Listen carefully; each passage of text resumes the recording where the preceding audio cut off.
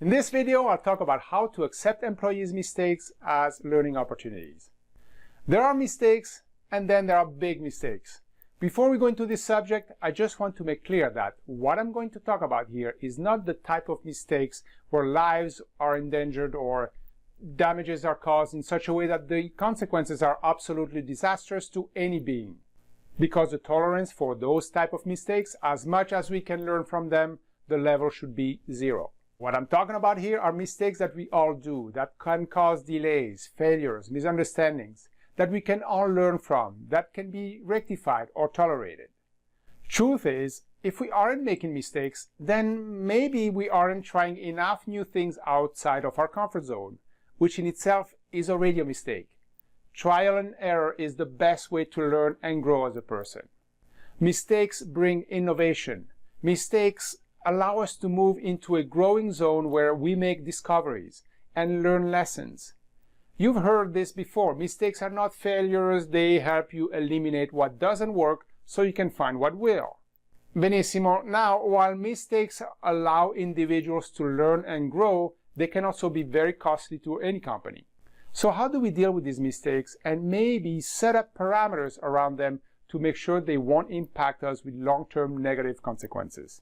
Here are a few ways. First, it would be good to have some kind of official company policy. For example, you can allow individuals to make a mistake once, as long as it was an honest mistake made while attempting to do what they felt was the right thing.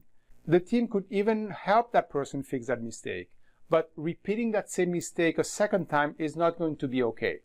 Then they would need to assume responsibility and face the consequences. So this is just an example or a rule, but you can create more like this around specific products, services, and tools and make it clear to everyone.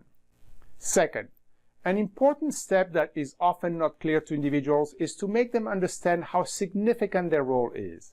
Sometimes people don't realize how what they do plays into the overall company, product, or service they provide.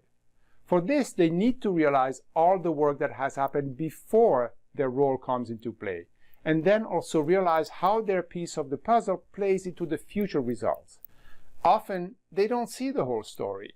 For example, using the role of an engineer who needs to build an app for, say, a reservation system. If they can realize all the work and hours that 10 or hundreds of people had to put in before they even were asked to build that application, then adding the hours that he or she needs to put in programming the application, and finally, the way the app is going to be used by thousands of clients with possible results or failures that could happen, then they will more likely realize the importance of their role and how hundreds of thousands of people rely on what they do in that particular time. That, I found, would really make them feel more dedicated and careful about how they would be doing it, and particularly, they will be much more engaged in their work.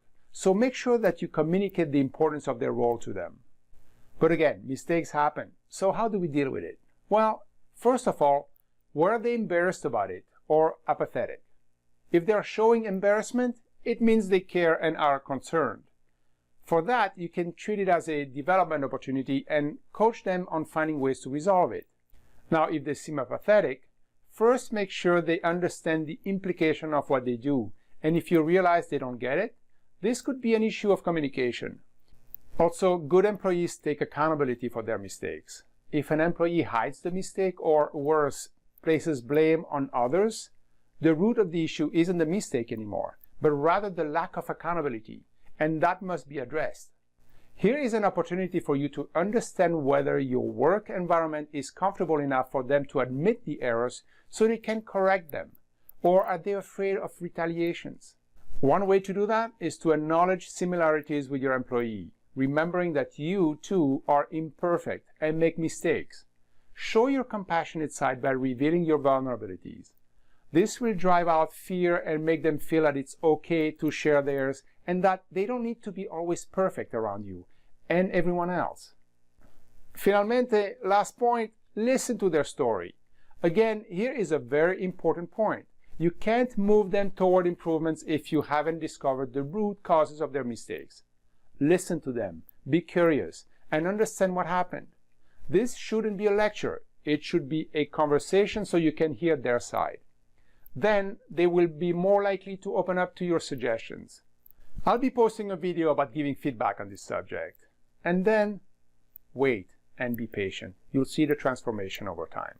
Ecco qua, that's it. To download the key steps mentioned in this video, follow the link below. Thanks for watching. If you enjoyed this video, please click the like button, share with your friends and coworkers, and make sure to subscribe for additional updates. If you have any questions, please leave a comment and I'll do my best to answer it. And if you want more, come over to giannicola.com. You can schedule time with me for coaching and get some practice on this subject or more. Benissimo, ci vediamo. A presto. Ciao.